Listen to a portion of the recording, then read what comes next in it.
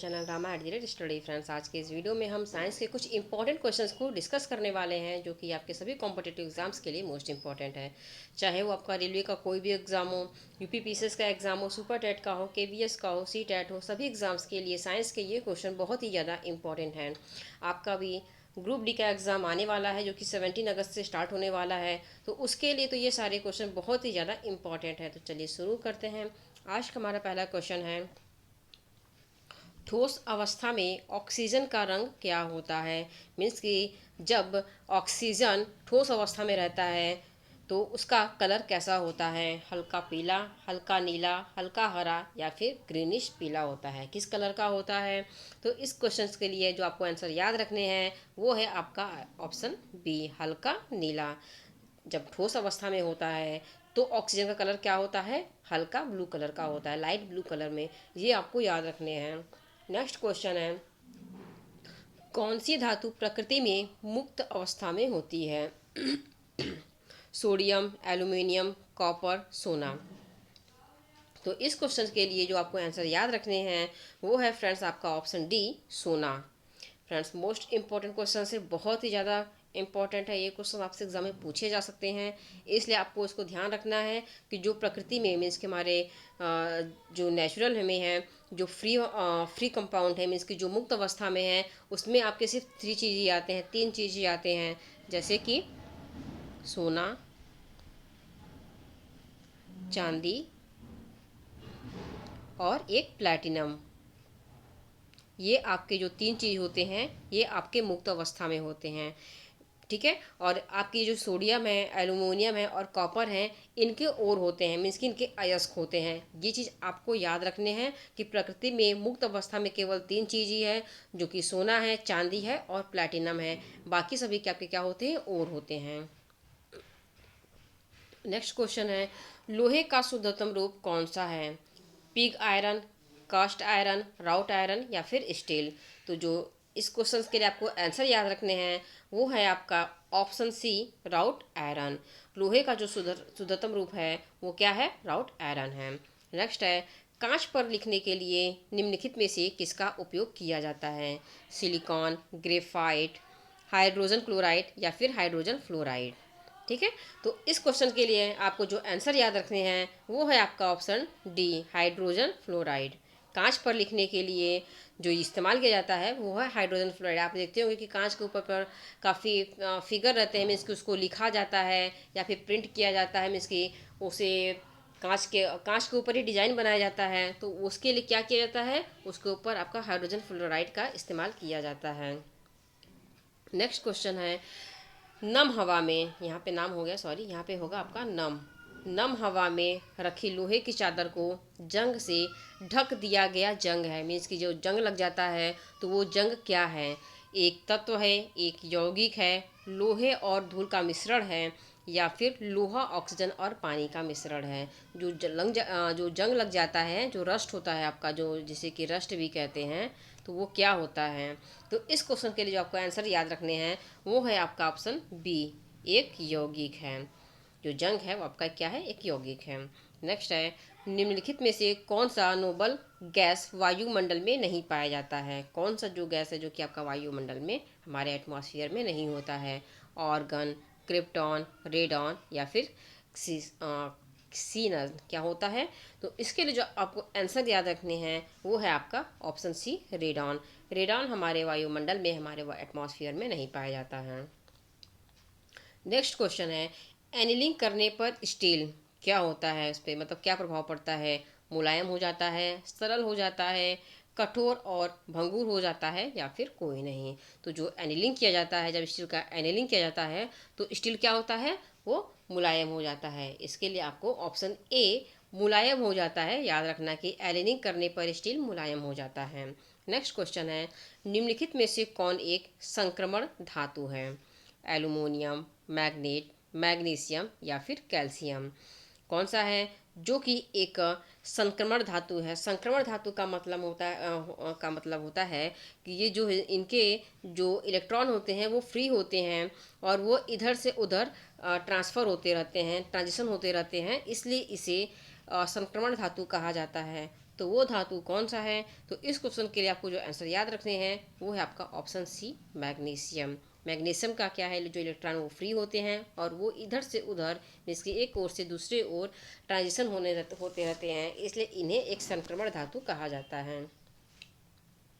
Next है, निम्नलिखित में से कौन दार्शनिक की ऊन के रूप में जाना जाता है? मीन्स कि ऐसा कौन सा एलिमेंट है जिसे कि दार्शनिक की ऊन के रूप में जाना जाता है? Zinc bromide, zinc nitrate, zinc chloride या फिर जिंक ऑक्साइड, कौन सा एलिमेंट है? तो इसके लिए आपको जो आंसर याद रखने हैं वो है आपका answer, sorry, option D.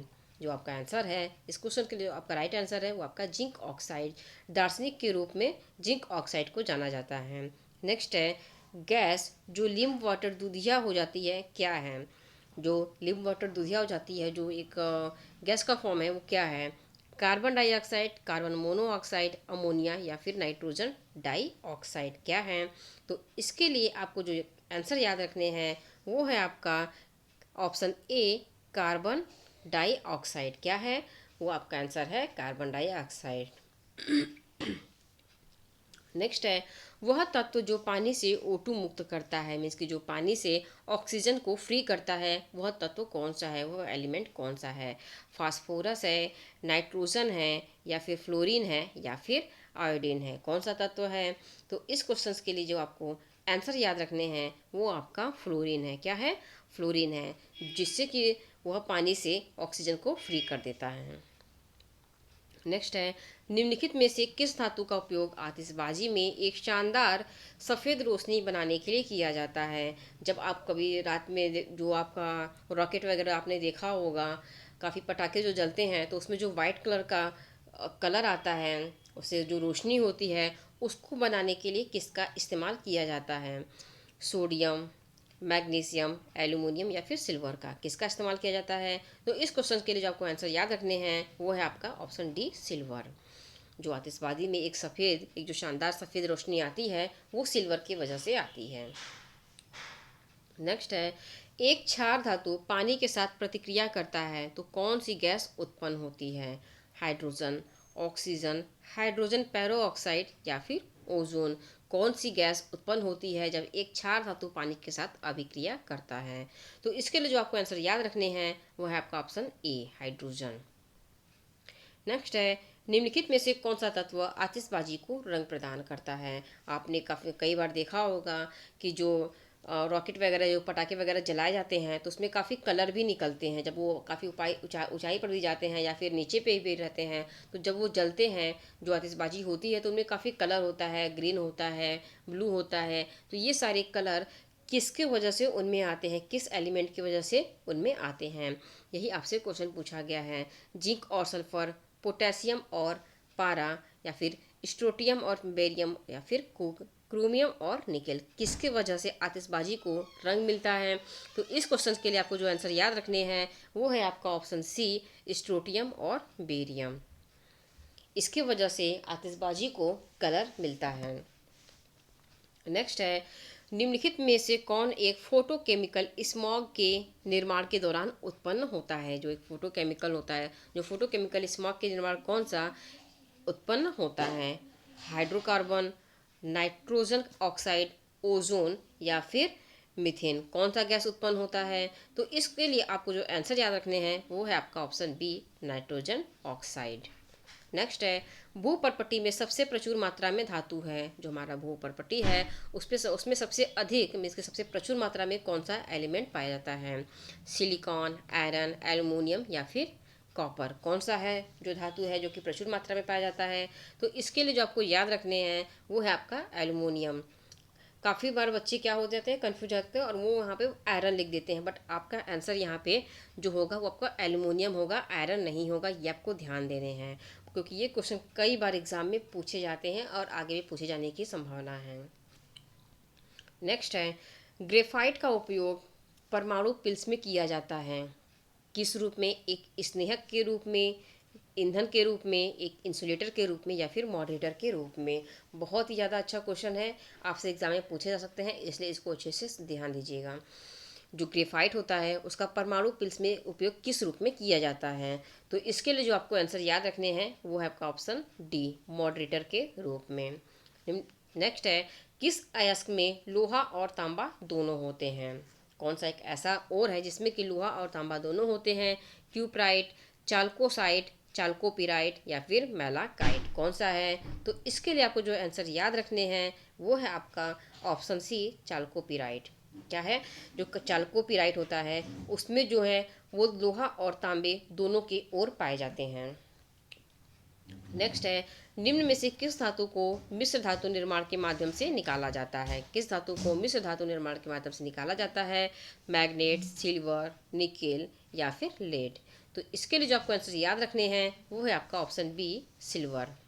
Next है, लीड पेंसिल में क्या होता है? ग्रेफाइट होता है, नरम लीड होता है, गैलिना होता है या फिर कोई नहीं। आप जो लीड वाली पेंसिल यूज करते हैं काफ़ी हम लोग पहले यूज भी करते थे और अभी भी काफ़ी कुछ फिगर वगैरह बनाने के लिए या फिर स्टडी के टाइम हम लोग यूज करते हैं, तो उसमें जो लीड होता है वो क्या होता है? ग्रेफाइट होता है, नरम लीड होता है, गैलिना होता है या फिर कोई नहीं होता है। तो इसके लिए जो आपको आंसर याद रखने हैं वो है आपका ऑप्शन ए, ग्रेफाइट। बहुत ही अच्छा क्वेश्चन है, कई बार एग्जाम में पूछे गए हैं, आगे भी पूछे जाने के चांसेस हैं, ध्यान दीजिएगा। नेक्स्ट है, हीरा एक है, अच्छा कंडक्टर और सॉफ्ट होता है, गैर कंडक्टर और नरम है, गैर संवाहक और कठोर है या फिर अच्छा कंडक्टर और कठोर है। क्या है? हीरा एक क्या है? तो इसके लिए जो आपको आंसर याद रखने हैं वो है आपका ऑप्शन सी, गैर संवाहक और कठोर है। हीरा क्या है? एक गैर संवाहक है और कठोर है। कठोर स्टील में कार्बन कितने प्रतिशत होता है? 2 से 5% कार्बन होता है या फिर 0.5 से 1.5% कार्बन होता है या फिर 0.1 से 0.4% कार्बन होता है या फिर 0.01 से 0.04% कार्बन होता है। तो जो कठोर स्टील होता है उसमें 0.5 से 1.5% कार्बन होता है। बहुत ही अच्छा क्वेश्चन है, आपसे पूछे जा सकते हैं, इसलिए इसे अच्छे से देखिएगा। नेक्स्ट है, निम्न में से कौन सा मिश्रित उर्वरक है? यूरिया, अमोनियम सल्फेट या फिर CAN या फिर NPK। क्या है? निम्नलिखित में से किस जो आपका सॉरी निम्न में से कौन सा मिश्रित उर्वरक है? यूरिया है, अमोनियम सल्फेट है, CAN है या फिर NPK है। क्या है? तो ये जो मिश्रित उर्वरक होता है उसमें क्या है आपका, ये NPK है। आपको जो आंसर याद रखने हैं ऑप्शन डी, NPK एक मिश्रित उर्वरक है। नेक्स्ट है, हवा में हाइड्रोजन जलने पर लौ का रंग क्या होता है? हरा होता है, हल्का पीलापन होता है या फिर हल्का नीलापन होता है या फिर पीला होता है। जब हवा में हाइड्रोजन जलता है तो उसका कलर क्या हो जाता है? ये क्वेश्चन आपसे पूछा गया है। तो इसके लिए जो आपको आंसर याद रखने हैं वो है आपका ऑप्शन बी, हल्का पीलापन। फ्रेंड्स, आज के लिए बस इतना ही। मिलते हैं अगले वीडियो में एक नए टॉपिक के साथ। वीडियो अगर अच्छी लगी तो चैनल को सब्सक्राइब कर दीजिए, लाइक और शेयर भी कर दीजिए। Thank you.